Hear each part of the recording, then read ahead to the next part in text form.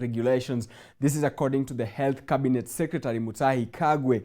According to the CS, all persons traveling into the country are required to sign a legal document at the points of entry, binding them to self-quarantine for a period of 14 days.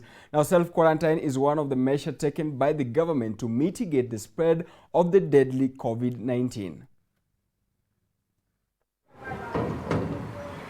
People with a high risk of exposure to the coronavirus without taking precautions will face a mandatory quarantine under the public health orders. This is according to the Health Cabinet Secretary Mutahi Kagwe.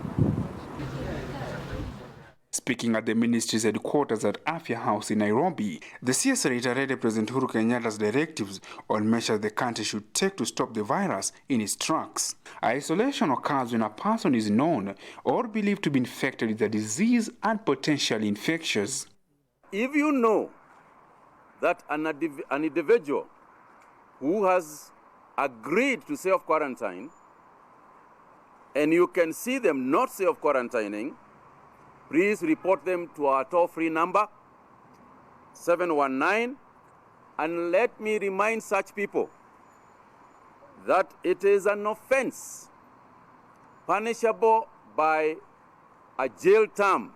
Mutahi stated that the Public Health Act invoked should be treated seriously, as he explained that travelers arriving to the country would be compelled to swear a legal document. According to Kagwe, all Kenyan nationals getting into the country or planning to travel overseas will be forced to sign the legal document stating that they are going to be self-quarantined. Under the Public Health Act of 2012, specific powers is accorded to the health authorities, and specifically the health CS, for the purpose of prevention and suppression of an infectious disease, including search, seizure, and detention powers. The power to designate any place as a quarantine area, including ships and aircraft, and the power to restrict or ban immigration into the country. Kenyans who are traveling from outside the country, it is now clear that the threat that we face, first and foremost, is the threat from Kenyans who are coming from overseas, or Kenyans who have visited overseas countries.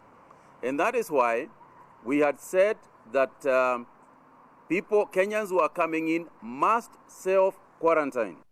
Kenyans have been urged to remain calm, and the CS issued a warning against any false alarm spread regarding coronavirus. Adongo Kelvin,